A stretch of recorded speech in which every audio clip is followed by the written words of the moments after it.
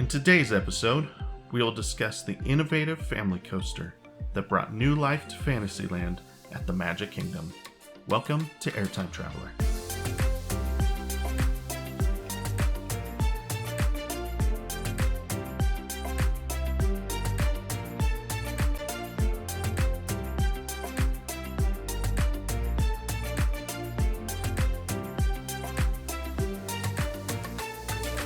Hello, everybody. Welcome to the Roller Coaster History Podcast. You are listening to Airtime Traveler. My name is Nathan Grace, and I am joined by my wife and lovely co-host. Hi, I'm Haley Grace. And thank you so much for everybody for tuning in to episode 3 of the podcast. We've been doing this for a month now. Yay! Yay! That's crazy. Even though it's only 3 episodes, I guess. It's been fun, though. Yeah, I think we've had a lot of fun doing it. So it's crazy how time flies, though. I feel like the months just fly by. So, like we were talking when we first recorded episode 1, how it was like 6 weeks until we went to King's Dominion, and now when this episode comes out, we will be leaving for our trip the day after this episode comes out. Oh my gosh, that's really exciting. So it's gonna be fun. I'm really excited. I'm excited. It's not even King's Dominion. It's King's Dominion and King's Island, which neither of us have been to either park, so that's going to be a lot of fun. So, one thing for you listeners that Haley and I have been talking about, we'll probably be doing some bonus episodes of just trip reports. So, if you're interested in hearing our opinions and our experiences at these parks as we go to them, we will be recording some trip reports, and I'll make sure when I upload those episodes, I'll mark them differently so that you can tell the difference between the regular podcast episodes and the ones that are just trip reports from our experiences at the park. So yeah, absolutely. I think it should be a fun, different dynamic for us with having a general public eye, but also having a roller coaster junkie eye as well. I don't know. I think it should be interesting. I don't think a lot of podcasts out there are going to have information where it's both. So anyways, spread the word if you guys are interested, because we love you and we're excited to keep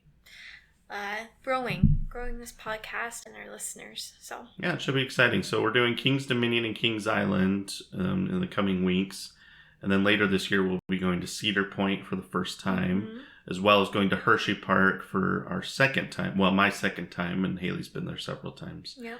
And then we will be going to probably Worlds of Fun in Silver Dollar City at some point over the summer. And then definitely we will be going to the topic of today's podcast. We will be going to Disney World at the end of the year. So we'll get the chance to ride Cosmic Rewind for the first time while we're down there. So that'll be exciting. Speaking of, I saw some first reports on people that got to ride Cosmic Rewind for the first time this week. Oh, do I want to know? I won't spoil. I really haven't looked into too much because I don't want to spoil it. But one funny thing I did see was, so I guess the ride features a backwards launch. I think you knew that already. That's insane. And I guess it's at the beginning of the ride. So like Rock and Roller Coaster, but backwards. I guess so. I doubt it's that intense, but I don't know the statistics on the launch. I just know it's a backwards launch. But it also features spinning cars. And so, like, the cars are meant to spin to kind of, like, face you towards the show scenes and different things like that. Mm-hmm. But I guess one person that rode it, they went through the backwards launch, and then their car never spun through the whole ride. So they just rolled the whole thing backwards. And they said it was so nauseating. So, well, yeah. Yeah. So they're still working out the kinks, obviously, and they let them ride again, which that's Disney's pretty good about that kind of stuff. So well, and that's why they do these previews so that they can work out all the bugs before official opening day. So it's true. So fun fact: there's 224 days left till we go to Disney. Oh boy! Now you just told well, I guess they don't know what day we're recording this podcast, so they don't know what day we're going to be there. That's true. I don't think we know the day that we're recording that podcast. What day? Like what day this podcast will be released? Yeah, I do, but you might not. So, okay. So, anyways, Yeah, so as I mentioned last week, we're going to be talking about a Walt Disney World coaster today. So if you haven't listened to the podcast before, we do deep dives into the history of individual roller coasters. I'm a roller coaster enthusiast, so this is a hobby of mine. I spend lots of time looking at the history of these coasters and learning about them, while my wife Haley is a member of the GP, or the general public. So she enjoys roller coasters, she rides them with me, but she doesn't know things about them as much as I do. It's true. So you're getting there, though. As we go through these episodes, you're learning more and more. There are things that I've definitely learned during this podcast, so I think it's definitely interesting.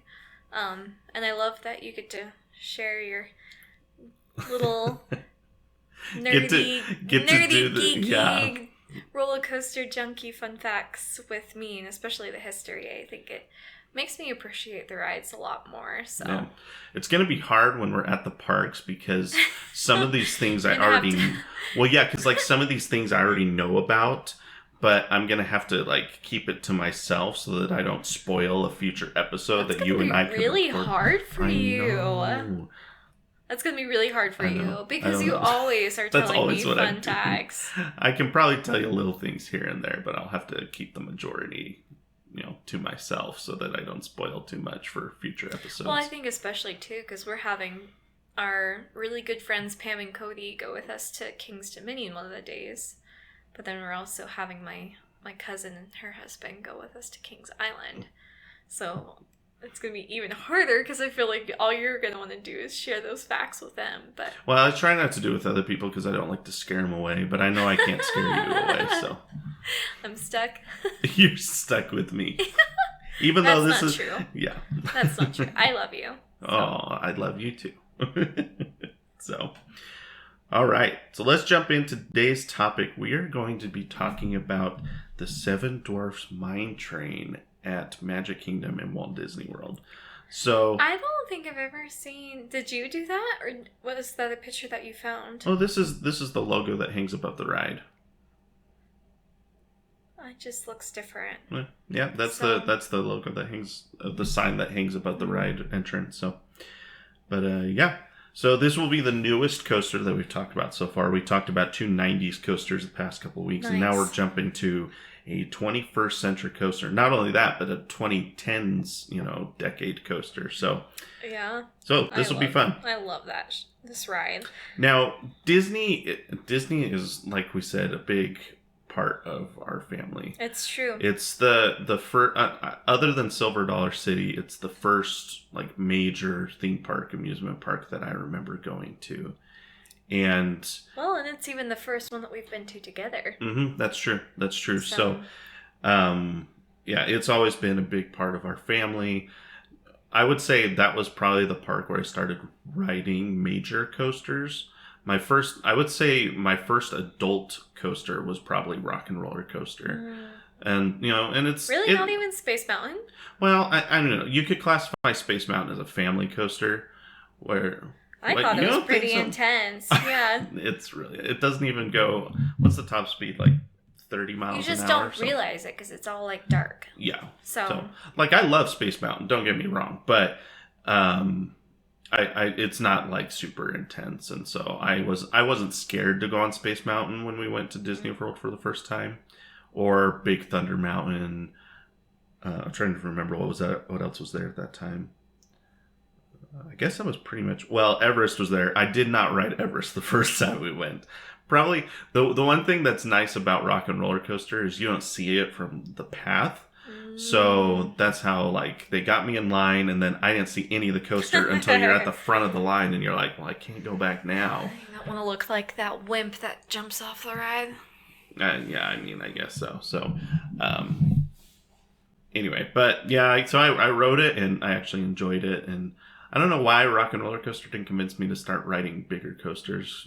I don't know. Maybe I figured a launch I could handle, but I was worried about drops. I think that's probably what it was. Which is funny because, it technically has drops. You just can't tell. Yeah, they're not super big, though. Like, if you look at the layout, it's mostly just inversions and bank turns. There's not, like, a huge, drop. Like in, Everest, I think that's what made me nervous about riding Everest. So, but, yeah, I really enjoy the Seven Dwarfs Mine Train. I got to experience it for the first time. I don't remember what year it was, but it was within the first year or two after it opened. And I thought we rode it together for the first time when we went. That's the first time you rode it. I had been to Disney since the new Fantasyland expansion before that. So that was my second time riding, like my second trip since it had been built when you and I went. So I don't know why I thought that it was the first time. Slinky Dog Dash I had rode for the first time when you and I went. Maybe that's what I'm confusing it with. So, but yeah, which that's a fun ride too. The one thing I will say about Seven Dwarfs Mine Train is it is like 10 times more fun if you ride in the back row. Because of how long the trains are, and because it is like a pretty low speed family coaster. If you sit in the front, you kind of just feel like you're getting pushed along the track. Yeah. It's still fun, but in the back you actually get some airtime as the weight of the train flings you over some of the hills. And so I enjoy it a lot more in the back row. So I do too. So it's a completely different ride, honestly. It really is between the two. Coaster's one of the most popular attractions in the park. Average wait time is 80 minutes. So, which sounds about right. It's long line. It's pretty much. It's not always, but definitely one of the top 2 or 3 lines in Magic Kingdom at any given time. Now, the ride didn't get nominated for any Golden Ticket Awards or anything like that, which, interestingly enough, Disney roller coasters almost never get Golden Ticket nominations. Like, Disney kind of gets snubbed from the Golden Ticket Awards. You're too good for us. So. The exception is Disney's dark rides. Like, Golden Ticket Awards have been given for Rise of Resistance and Tower of Terror. So stuff like that Disney gets a lot of credit for that. But as far as the coasters go, they don't really get a lot of credit in that department. I think it's really interesting that Rise of I don't know, is still considered a dark ride because it's pretty intense. Like, Rise of the Resistance, or whatever you just said. Like, yeah, Rise of the Resistance and Tower of Terror. Right. Yeah. Right. Well, dark ride's just any ride that's indoors. I guess that's true. So and they classify that as basically anything other than roller coasters that are indoors. So it's such a cool ride. It is very cool. It was awesome. Too bad we can't talk about that on here. Maybe we'll have a little fun one on the history of that one day or something. So maybe so.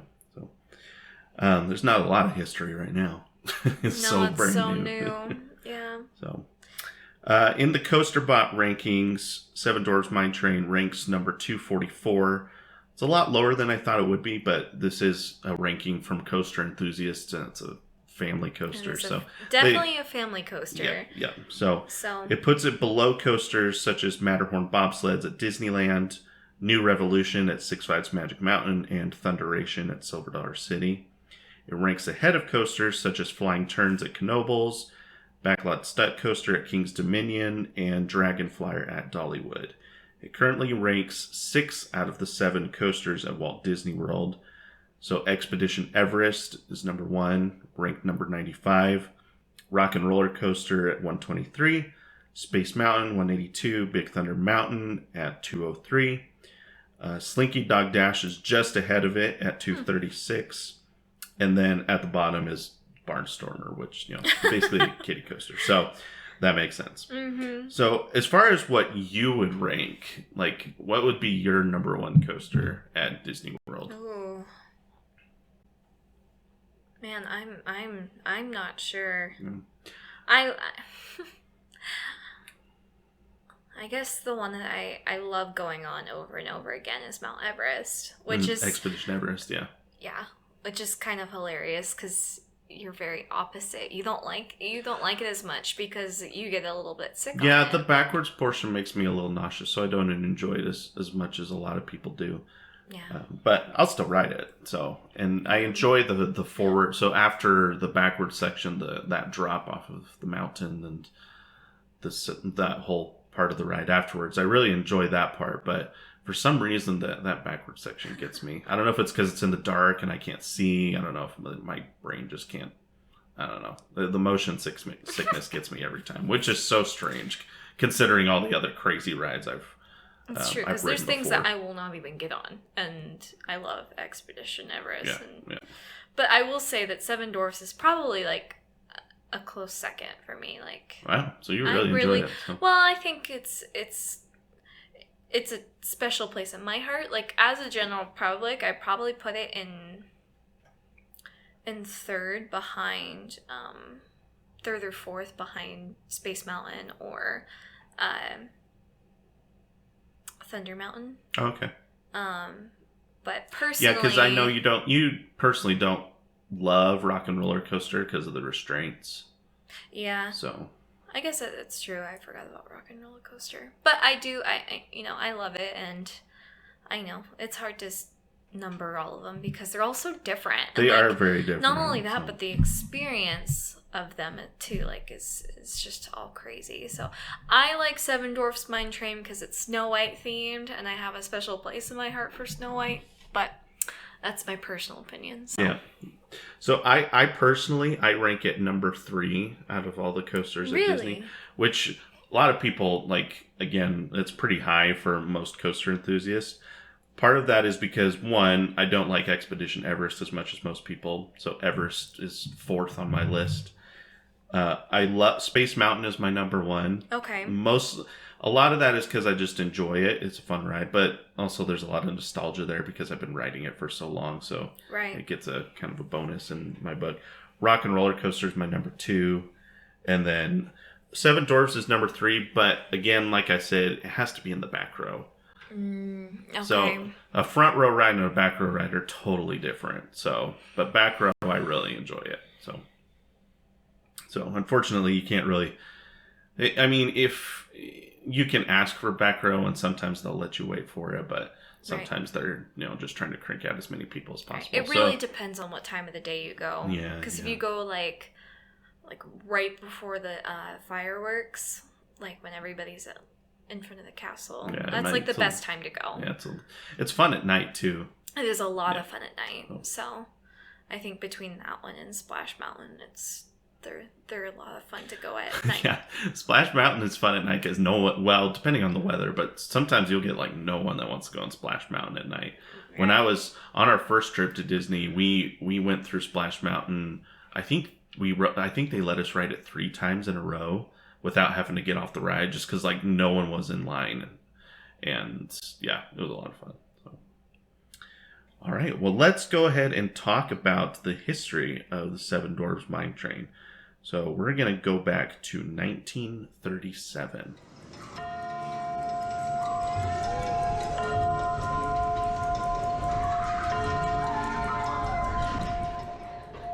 All right, so 1937. We're going to be all over the place today. I was going to say 1937.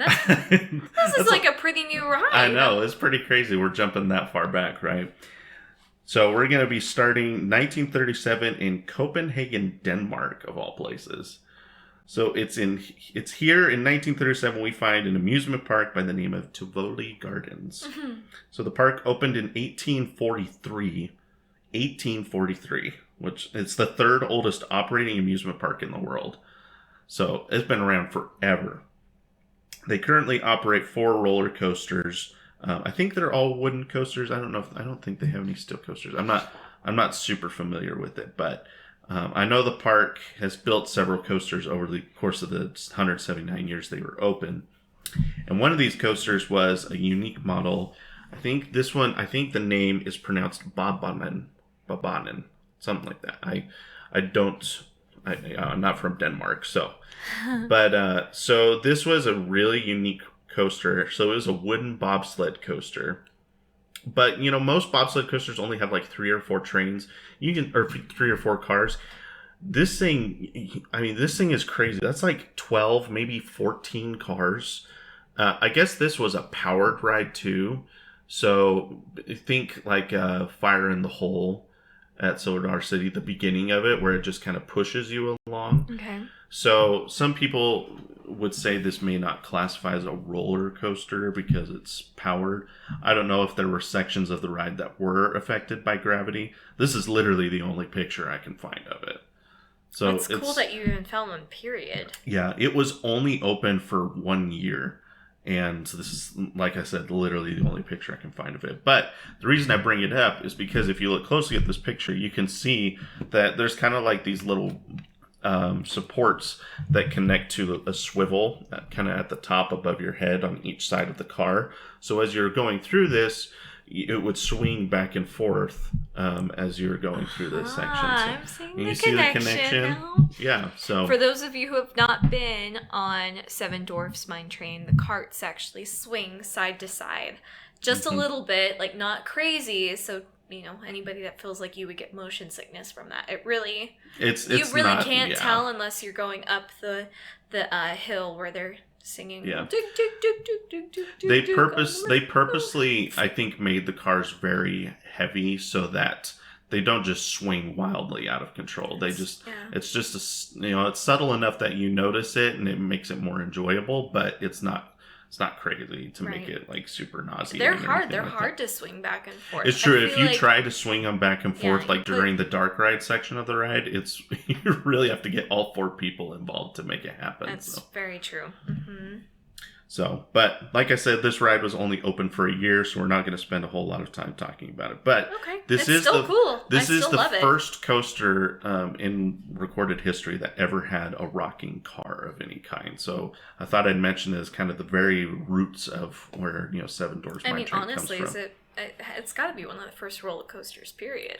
Well, I mean, if you think about it, Jackrabbit just hit its 100th anniversary, and that was built in... So if it hit its 100th anniversary, it was, 1921? So before this was built, there's others that were... I think there are even coasters built in the 1800s. So there are definitely some that are older than this one, but not many that are this old remaining nowadays, if that makes sense. So, makes sense. So we're going to leave 1937 and we're going to jump forward all the way to 1981. So at this point, we're back in the U.S. now. There's a company by the name of Aerodynamics, which I think you've heard me talk about them. Yep. So you're familiar with Thunderation. They built that. They also did a lot of Disney's early work. So they helped with Space Mountain. They helped with I was going to say, that sounds like even a Disney term is the Aerodynamic. Yep. So they were like the best coaster manufacturer in the industry for a long time, especially through like the 70s and 80s. So in 1981, they were developing this new coaster concept called the suspended coaster. And so this was the first model that they built. This was the Bat at Kings Island.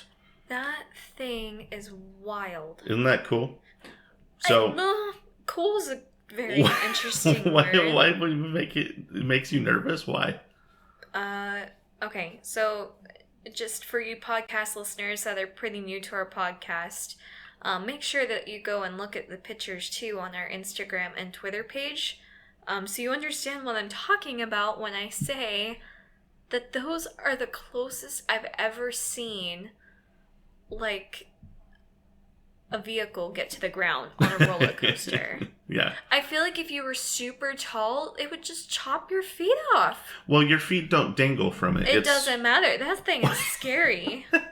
So, I mean, they have it mapped out exactly to a science so that the cars wouldn't hit the ground. Mm-hmm. Okay. I want to get on it.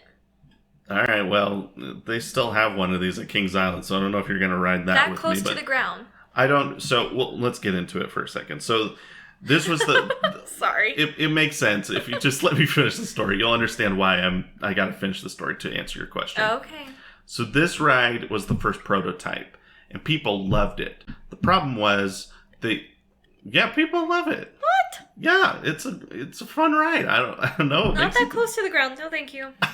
Okay. GP says no, apparently, but most of the GP said yes. So. Okay. I think just Haley says no. Sure. Okay. I mean, the rest of the ride looks cool. It's just this one part where it's just a couple feet off the ground. Yeah. Okay. It's not going to hit the ground. They wouldn't open it if it hit the ground. Okay. It's made out of... It's not like it's going to stretch if you have a super tall person in the car, like... And your feet don't dangle. I don't know. Okay. So, Haley wouldn't have rode it, but whatever. It's not even open now. See, it's speaking for itself. Well, it's not open, not because of this. One of the things they didn't take into consideration in construction is they didn't bank the turns because they figured because the vehicles swing back and forth, they wouldn't need to bank the turns because the cars would do the banking for them. Oh. So it wouldn't put any extra stress on people. You know, there wouldn't be like tons of sideways, G's happening. That would be rough on people's bodies. That's just what they tell you, Nathan. You are so critical of this coaster, and I have no idea why. I don't know. You haven't even rode it before. Doesn't matter. All right. Haley says no. General public, I guess, says yes. Well, yeah, people loved it, so okay. But it closes in 1983 because even though it wasn't putting stress on the people riding it, it was putting stress on the track because they didn't bank it. So they were constantly maintaining the ride, constantly had issues. It was so bad that after the ride closed, Aerodynamics actually put in a new coaster for Kings Island completely free of cost. So after they tore this down, they built Vortex, which is a completely different type of ride. And they built Vortex completely for free. Is that one still there? No, unfortunately. They just tore that one down a couple years ago. What a bummer. Yeah, I wish I could have tried Vortex. But Aerodynamics does eventually get this model better, and they ended up building 9 more over the course of the, throughout the 80s and 90s. Do those ones get us near to the ground? I don't know. I didn't even think about that. That doesn't bother me because your feet aren't hanging out. So eventually Aerodynamics did come back and rebuild a new one of these for Kings Island. That's still there today. And it's also called the Bat, just like this one. But it's not the same. So I don't know if it comes close to the ground like this one does. But so we'll have the opportunity to ride 2 of them this year because there's the one at Kings Island and there's one at Cedar Point as well. Okay. So maybe you'll ride them, maybe you won't. We'll see. So anyway, I bring this up because this also has the swinging factor. So the difference here is rather than swinging, in the mine carts, you're swinging, up above the track. You're swinging with underneath the track. It's an interesting feeling, I feel like. So. Yeah. Cool. So now we're going to just jump a couple years into the future. We're going to go to Australia now. So we're all over the place. So in Australia, there's a small amusement park there by the name of Scenic World. Now, in the 1880s through the mid-1940s, it was a coal and shale mine. And in the Jameson Valley in Katoomba, New South Wales, Australia. Okay? Mm-hmm. And in 1945, the mine closes. But they decide to keep... So they had an incline railway there that went down from the top of the mountain all the way down to the valley. And so rather than just closing everything down, they turned, the incline railway into the scenic railway and started selling tickets for it. Kind of like I know that there's some incline railways in Pittsburgh that we've... Didn't we go on one? Yeah, Duquesne, is that the one we went on? The Duquesne so incline. I actually brought that up because, so here's a picture of the scenic railway. Oh, wow. Very, very similar looking. Yeah, very... to the one in Pittsburgh. Yeah, exact same concept. The difference is the Duquesne incline is 30 degrees. This one is 52 degrees. So I thought that was fascinating. That is really fascinating. So you have to understand, those inclines, they're intense. I don't know. Well, they're not intense, but if you're afraid of heights, they can be kind of freaky if you're afraid of heights. They're definitely freaky because all you're doing is going super slow down a mountain at a weird angle. They actually, you haven't done this, but I have. They actually have one of these at Silver Dollar City to get you to the cave. So that the Marvel Cave that we haven't done before, they have one of these to get you down to the cave. So. Okay, well, we have to... Yeah, we'll have to do that one time. So. Yeah, on our next trip or something. That'd be fun. Yeah, so... over the years, the park decided to add a couple other things to the park. I just want to show you this picture of where it's located. Oh, how beautiful. Isn't that gorgeous? So they add a bunch of... And this is in Australia? This is in Australia, yep. Bucket list. Yeah, so they add a couple rides over the next several years.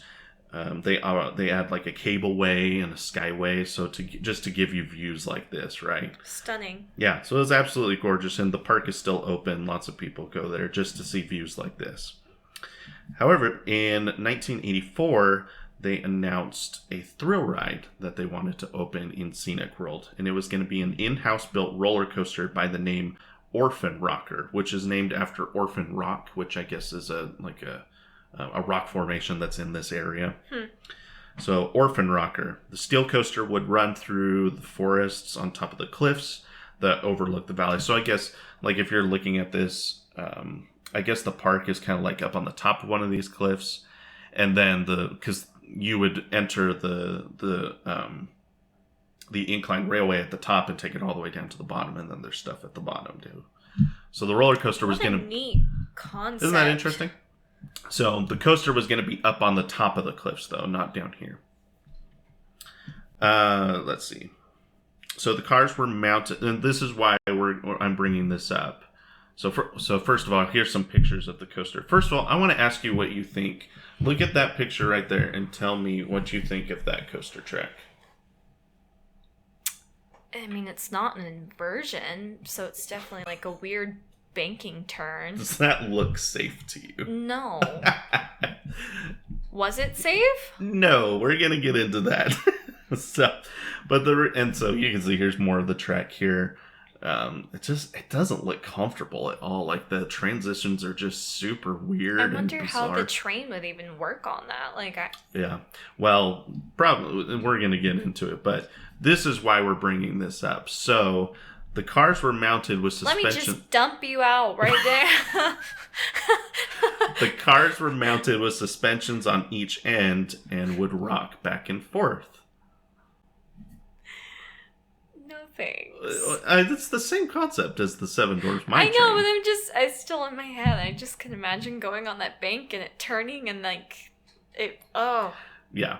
This ride vehicle is not the problem. It's the track that's the problem. Because this concept of having rocking cars back and forth, not a bad idea. I understand that, but banking into the turn, and then if the vehicle rocks, you would get dumped out. Well, the Seven Dwarfs Mine Train has bank turns as well. Not like those. Not like those. That's fair. So, but you're buckled in. You wouldn't fall out or anything. But it had severe issues for sure. So it was constructed completely in-house, and they kept advertising its opening day by Christmas. And however, in the 80s, Australia increased some of their amusement park standards and safety requirements, and this was while this was being constructed, and after the changes happened, the roller coaster was no longer up to par to meet those safety standards. So over the years, they tried, making changes, trying to improve. They would take pieces of track out, put other pieces in to try to make it better. The owners were claiming year after year that it would open, and to this day, it never did. So, is it still it is still there, weird. Just sitting there, rusting and creepy. Rotting. Isn't that creepy? So, you can see here, there's a tree growing through the coaster track there. Oh my just goodness. Completely abandoned. And, it's at the front of the park. So, if you go to the park, you'll actually walk underneath some of the coaster to get to the entrance of all the other rides and stuff. And it's just sitting there completely abandoned. So weird. So, to this day, there are probably less than 50 people that ever rode it. Mostly just park employees and family members testing it. And yeah, but it had the same type of cars as the Seven Dwarfs Mine Train, but it never opened to the public. So makes sense. Kind of a fascinating story. And even that track there, it looks misaligned and bumpy. It does not look like a comfortable ride. So anyway, that's 1984 up through today. Now let's finally jump over to Magic Kingdom at Disney World. So around this time frame that Orphan Rocker is having all of its issues, Disney had been removing less popular attractions from the park. Most of them had been kind of in the Fantasyland area. So in 1994, they removed 20,000 Leagues Under the Sea. But the rockwork in the lagoon stayed there just untouched for a decade. And so there have been tons of ideas floating around Imagineering on like what to do with that space. Mm-hmm. And in the late 90s and early 2000s, the Imagineers brought this idea of building a roller coaster that was themed to the Hi-Ho number from Snow White and the Seven Dwarfs. And so they were excited about this idea. They took it to the higher-ups at the company, and they were told, no. They said, we should be focusing on new Disney properties, not old ones. So, boy, did they get that wrong. So the idea was officially put on a shelf, and eventually... I wonder how many projects like that are put It on is the interesting shelf. to think about how many potential projects are just sitting in Imagineering that have never happened. Well, I would get I would to even love to just talk to go and somebody. just browse. Not even look through them, but just be like, oh, that sounds like a cool project. Oh, Right. that sounds like a really neat idea. Like, it's interesting to think, like, I'm sure Disney could fill 2 or 3 more parks worth of all the ideas that have just been scrapped over the years. I mean, it's got to be in one of the vaults somewhere, like Yeah. the Disney vaults. Yeah, it is fascinating to think about that. So, Yep. That's so, cool. yep, 2004, the park finally covers the old lagoon, and they put a Winnie the Pooh play area and character meet and greet there. Which I find hilarious that they were told to focus on new properties and put Winnie the Pooh there. Pooh.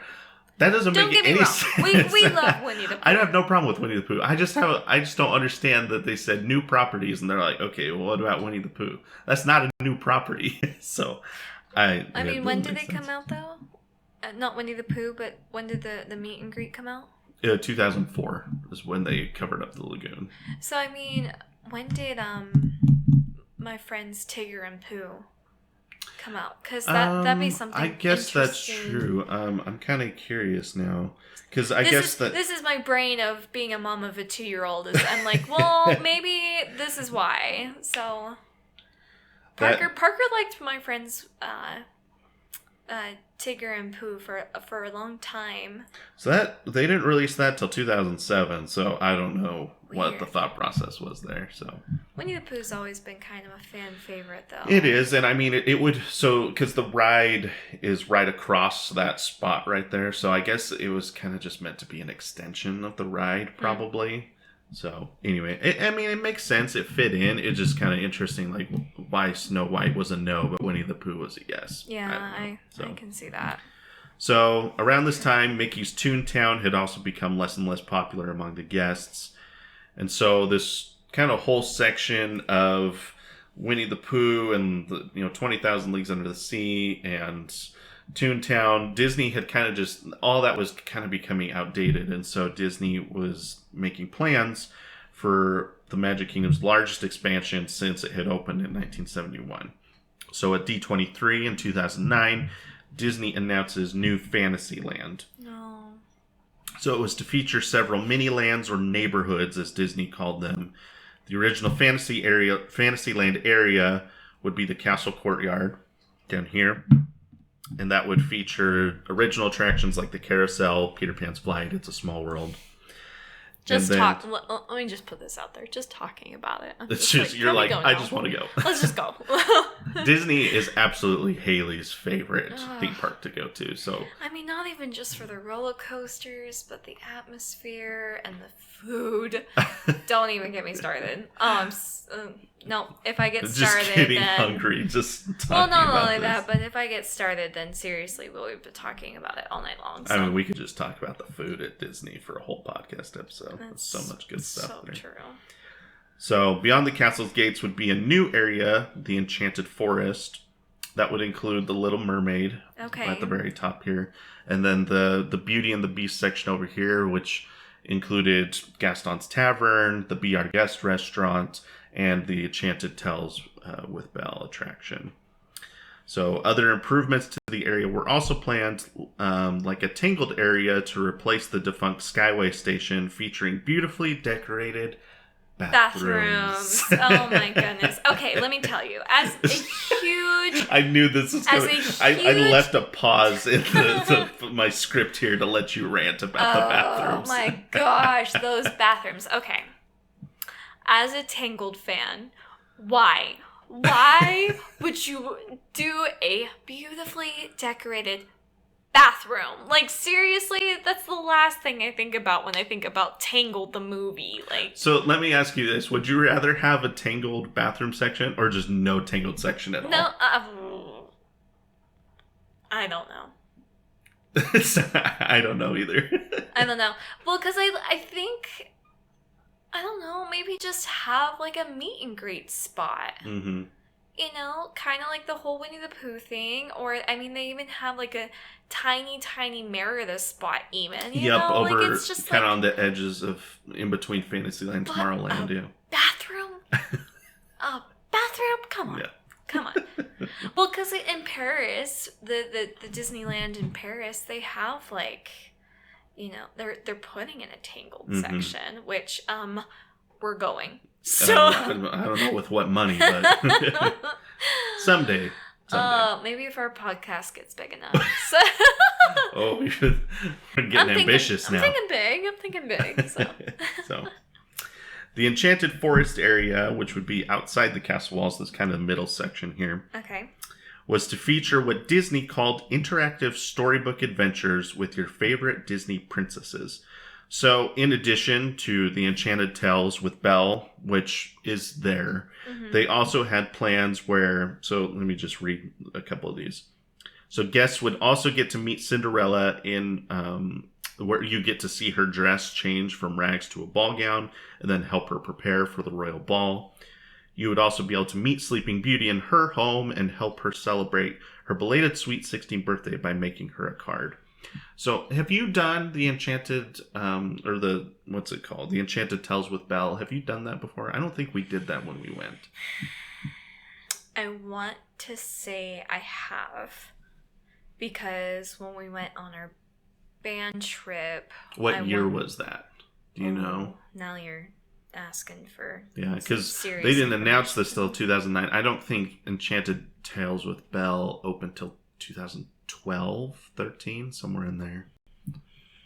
I want to say we did it, but okay. Then again, we were teenagers, so I'm not. You may not have. Certain. It's more for kids. It's a pretty cool experience if you haven't done it before. Basically, there's.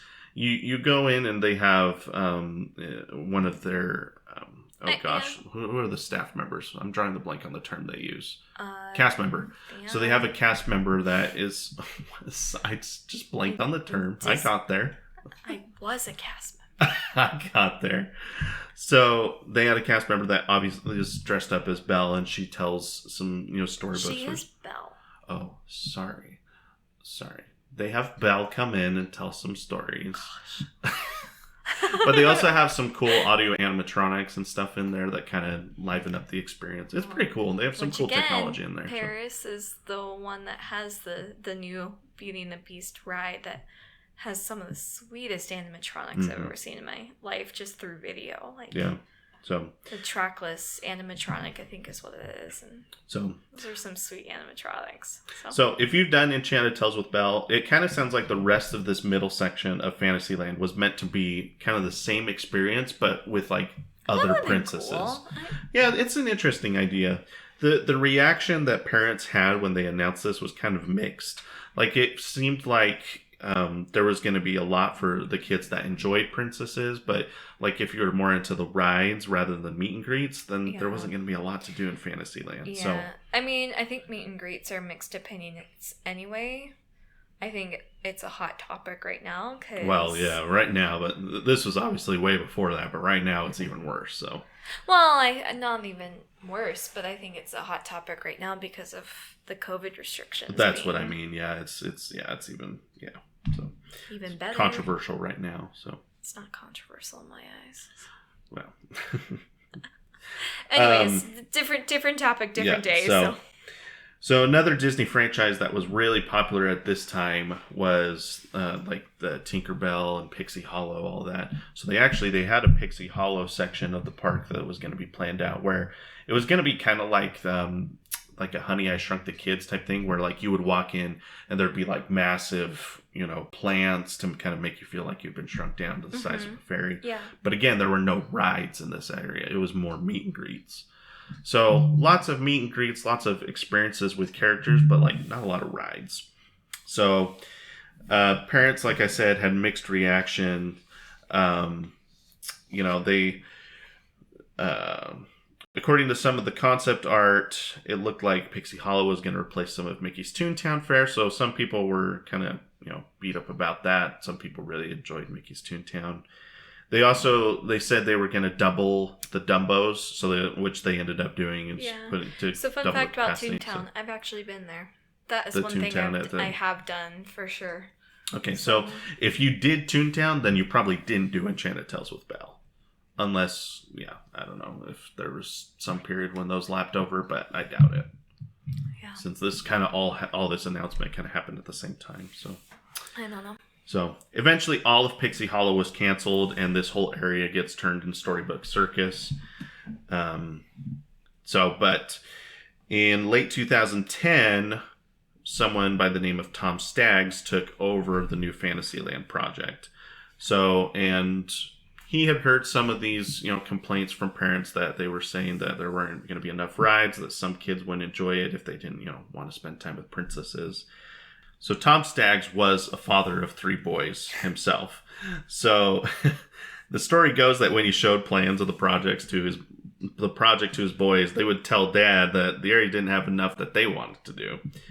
So at that point, the Little Mermaid ride and the Beauty and the Beast areas were already well underway, but they really hadn't started on this middle section yet.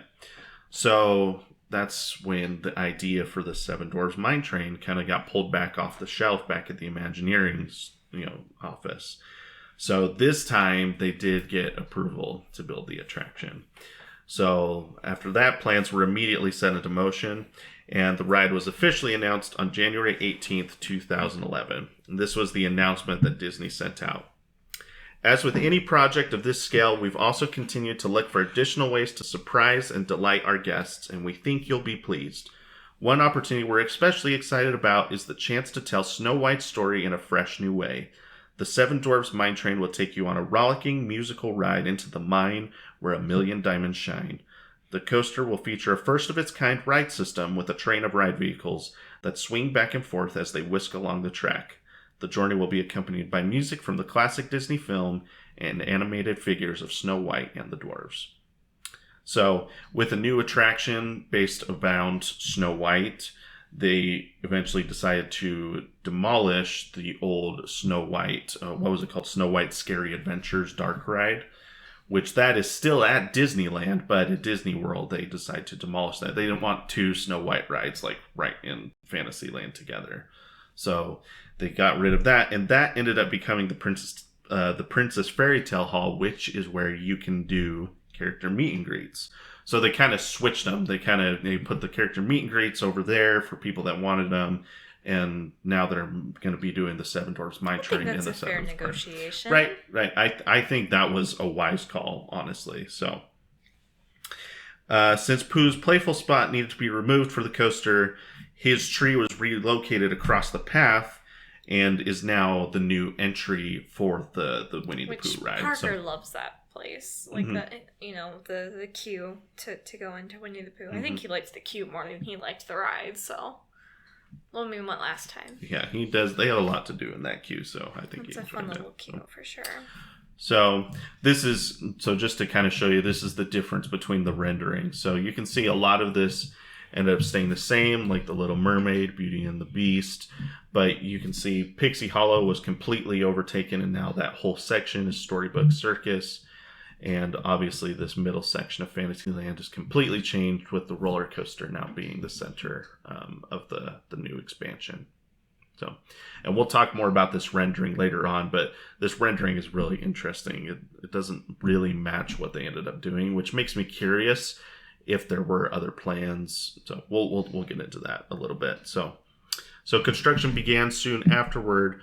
Though much of the immediate construction was for demolition and theming, they didn't start putting track down for 18 months after the announcement. So they finally started putting coaster track down in September of 2012.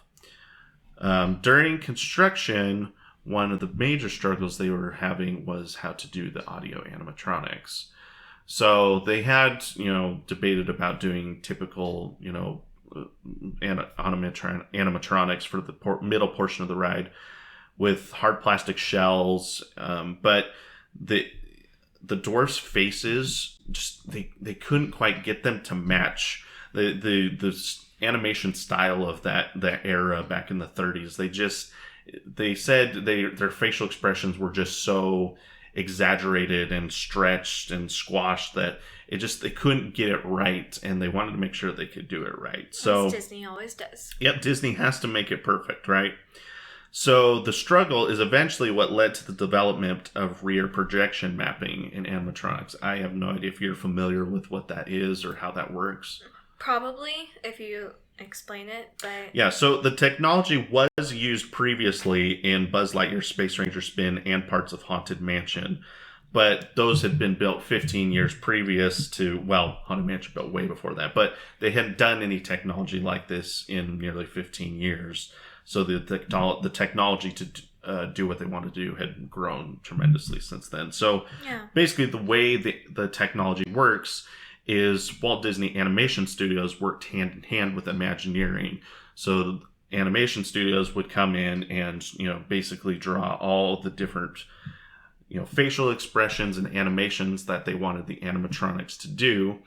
And then Imagineering maps that out into a projector that's inside the animatronic's head and projects it out onto the face of the animatronic from the inside. Cool way to do things, honestly. Yeah, so you can see from beginning to end. So they just do preliminary sketches of Dopey here, build that into a 3D animation, and then color it, and then that's the finished product that we get on the ride. So and it's so well done that honestly, like, I would have never thought it was just a projection because it just looks so real. It's so well done, and I remember. So I didn't read up on the ride a whole lot before I rode it. And I remember when I rode the ride for the first time, you come in through that middle section of where it's basically a dark ride. And I remember just looking at the animatronics, and I was like, how did they do that? Like, I had never seen anything. Yeah. Like I said, you get a little bit of it in Haunted Mansion and Buzz Lightyear, but nothing to the extent of what they did here. And it was incredible. So this technology has now become the gold standard for their animatronics. So you now see the technology on Frozen Ever After's animatronics, and I had Mickey and Minnie's Runaway Railway uses the technology. So, but this was kind of where that technology started to become mainstream again. Even mainstream, So that's cool. So another thing I found out that, and this is typical Disney. If you look at the mine carts on the actual trains, each one of them is completely unique. They made them to look like they were carved by hand, even though they were completely manufactured. They did the same thing for Cosmic Rewind. If you look at the trains, each of them have different like they look like they've been shot and in battle and stuff, and each of them are completely unique. And so, typical Disney. Typical Disney. So, as with many rides on Disney property, the coaster was designed with high capacity in mind. Makes sense. Right. So, with 2 lift hills and several sets of brakes, the attraction has a theoretical capacity of 1,500 riders per hour when all 5 trains are running. So it has 5 trains, which is really impressive. Usually I've seen 2 or 3 going. And there might be more than you realize just because you can't see the whole ride from one spot. So I don't know if you're familiar with the term block zones. I don't know if you've heard me talk about that. No, but it sounds pretty self-explanatory. So. Basically, if any of you are not familiar with block zones, the way it works is coasters have to have block zones in order to prevent coaster trains from colliding with each other. And block zones can be a set of brakes or it can be a lift hill. Those are the 2 most common ways a block zone is built into a track. So if you think about the Seven Dwarfs Mine Train, there's 2 lift hills. At the end of the ride, there's also 2 sets of brakes. So between that and the station, you've got 5 block zones. So that it makes it easier for them to crank out a bunch of trains. There's probably another block zone at the beginning of the dark ride portion. They're probably able to put 1 train on the lift hill in the dark ride portion and 1 at the bottom of the hill. So they've really got a lot of options, and that's how they're able to run over 20 trains on Space Mountain is because of how many block zones that ride has. So crazy. They do that, and so Yeah, it's how they get so many trains, so many people going through these Disney rides, and it's well done. I mean, it's what's needed. I mean, yeah, Disney has become. Otherwise, if you're only running 3 trains, now you're looking at 160-minute wait for the ride instead of 80 minutes. That's true. Yeah. So, ride officially opened to the public on May 28th, 2014, and continues to operate to this day. So the ride experience is as follows. After reaching the loading area, guests board mine cars in rows of 2, 4 riders per car, 5 cars per train. The attraction begins with guests leaving the loading area straight into a small drop to the right as the ride moves outdoors, taking a few turns before going up the attraction's first 31-foot lift hill. The train then begins its descent and winds its way through the forest and around the mine through several bank turns. Next, the train slows down as guests enter the Seven Dwarfs Mine. Here, the dwarves can be seen singing, whistling, and digging for jewels. Continuing on, guests hear the 5 o'clock alarm go off, and Doc begins to sing Hi-Ho. After Doc's opening yodel, the other dwarfs join in song as the train begins to ascend the 41-foot lift hill. Along the left-hand wall of the mine, guests can see silhouettes of the dwarves as they head home from work. The train heads back outside as it crests the lift hill and hits a small pre-drop before diving down the largest drop of the attraction, hitting a top speed of 34 miles per hour. After an upward helix to the right, the track crosses over itself on a bridge, then turns left into an S-curve. After one final turn to the left, the train hits the final brakes, and riders pass the dwarf's cottage, where the dwarfs can be seen performing the yodel song with Snow White. As the group celebrates inside the cottage, the evil queen can be seen outside the front door cackling as she is about to give Snow White a poison apple. So the attraction was met with great reception among families and kids. The height requirement is only 38 inches, which only the Barnstormer has a lower height limit among all the coasters at Disney. Right. So it gave young kids another coaster experience in between Barnstormer and Big Thunder Mountain. So nowadays you also have Slinky Dog Dash at 38 inches, but that obviously came later. Well, and it's in a completely different park. Yeah, exactly. So unless you have a park hopper, you really can, only if you were at Magic Kingdom and you had a kid that was, 38 inches, all they could ride that day, as far as coasters were concerned, was Barnstormer. So it was popular, and the coaster's been wildly successful, and it's not uncommon to see the ride have the longest line in the park. So one fun fact I did learn about the ride, the animatronics from the original Snow White attraction. So if we look at, so there's the cottage scene that's at the end. Right.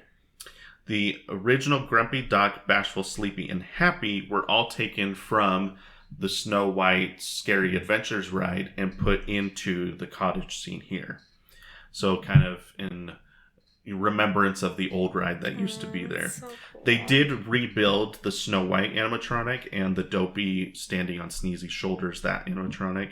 But so one thing that is interesting, I always thought when I was coming into that, I've always had this thought of like, well, why do these animatronics just look like animatronics from 30 years ago, where the animatronics in the mine just look incredible?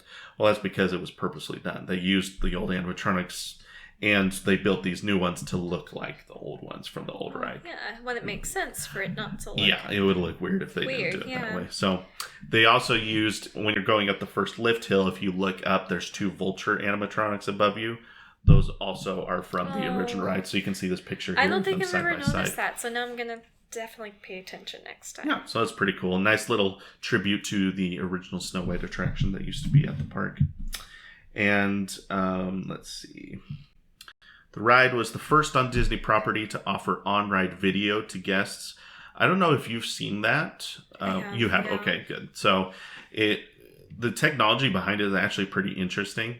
So it automatically sends videos to guests' My Disney Experience account using RFID from the Magic Band that you're wearing, which is, I have no idea how they do that. It's really impressive. But there's only that ride and Tower of Terror, the only 2 rides on property that offer that at this point. So...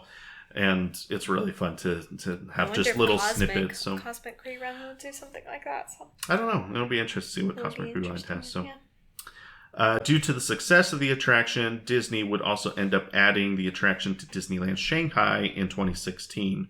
Though the attractions have slight differences in theming, the layouts are identical. So it's exactly the same. That's cool. The only difference is all the songs are in Mandarin.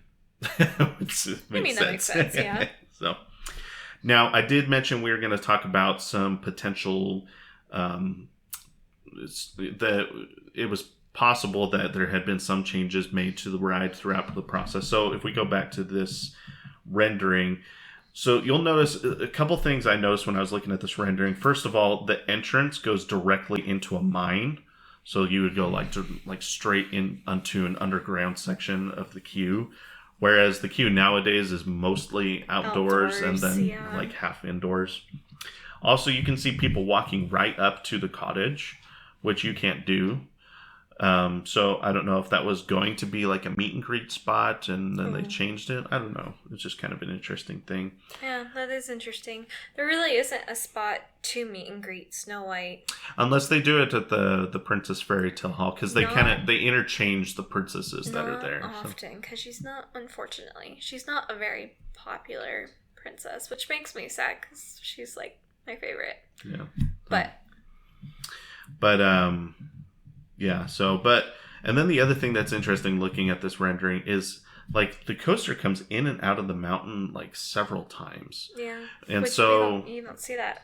Yeah, so when I was doing research for this, I saw multiple people talking about that there had been several, and this is just rumor and well, I don't know if it's hearsay, but it's been like, I guess Imagineers have said that Disney hasn't confirmed this, but Imagineers have said that there had been budget cuts and that the coaster it was going to be longer and then it got shrunk down a couple times.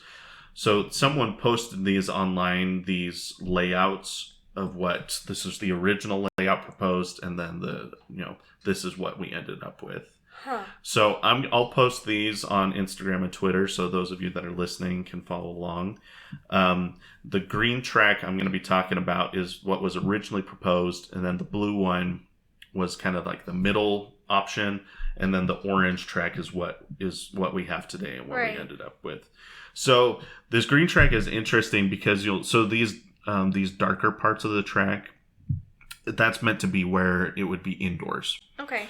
So I'm guessing this kind of looks like a lift hill to me, this straight section at the beginning. So it looks like the first lift hill would be indoors. And then you'd come out and do this outdoor section. And then you'll notice this whole, like this weaving section was probably going to be the really long section of like them singing the song and the animatronics and all that. What it looks like to me is there's this section in the middle that's a really long straight track. I'm guessing you would wind around and then you'd go up a lift hill and then there'd be a second scene up top.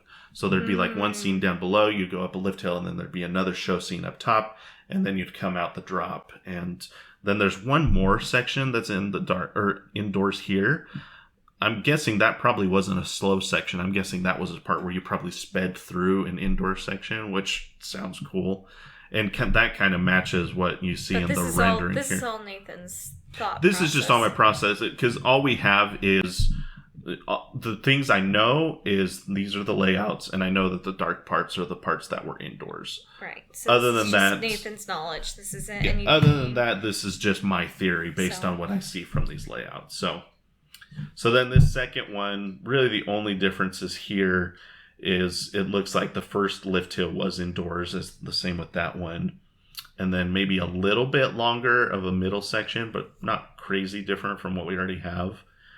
And then this ending section looks almost exactly the same to what we have nowadays. Mm-hmm. So, and then obviously this is what we have now with just the one indoor section in the middle of the ride.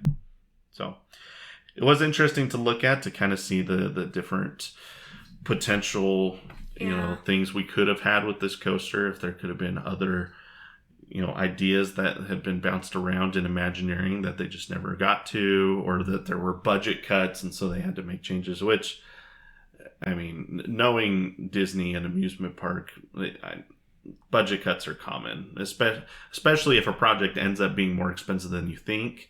Then it may not even be budget cuts. It may just be it's more expensive than you thought. So in order to fit in with the budget, the animatronics, though, I mean that was a pretty new concept for them. So who knows? They may have spent all their budget on the animatronics, and so they had to focus on that rather than the coaster and kind of shrink some of the actual ride experience to make this possible. Makes sense. So to this day, the attraction may not be as thrilling as Expedition Everest or Rock and Roller Coaster, but it continues to draw in large crowds. The coaster is able to provide a fun experience for adults while introducing younger riders to the world of roller coasters. So, and I think that's pretty much, the history of Seven Dwarfs. Not as much history behind it as, some of the other things we've talked about the past couple weeks. Obviously, it's a newer coaster, so not a ton of history behind it, but it is interesting to see all these different types of rocking back and forth that came before it. I was interested to see in Disney's original announcement that they specifically said that this is like a first of its type ride vehicle, which, because Orphan Rocker never opened to the public, is technically true. So I have no idea if Disney was inspired by Orphan Rocker or if any of them even knew about it, because it was in Australia. And like I said, it never opened. They did. I mean, they probably did. They probably keep up to date on stuff. But I just thought it was interesting. Because that ride never opened, they could technically claim it was a first of its kind. So, because all the other attractions that had swinging cars had been from, hanging below the track rather than being on top of the track. So yeah, it was interesting. So do you have any questions, further comments, or any last thoughts about Seven Dwarfs Mine Train? I mean, I guess for the podcast in general, this is, definitely, we're still learning. So if you guys have any questions or comments, definitely give us a shout. You can either message us or comment on our Instagram or Twitter page.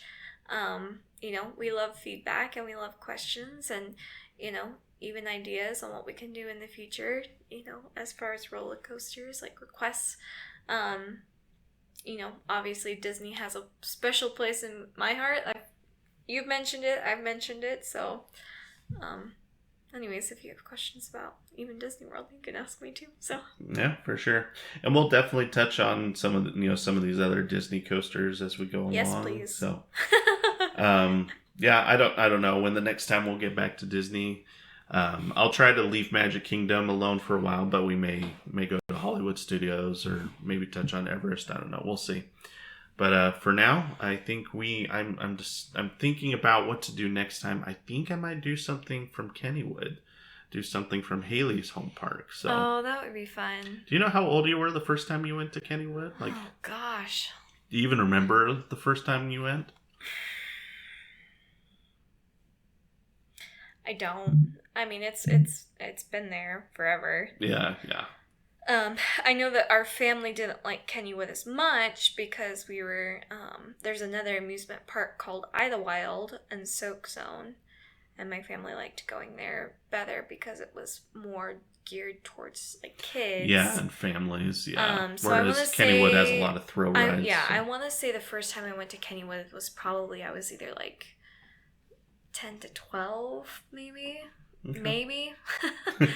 So it's so hard to tell though because I've been there quite a bit. So yeah, for sure. So, well, yeah, we'll definitely do something about Kennywood next time. I haven't decided which coaster, but we'll do something Kennywood for the next episode. So that'll be fun.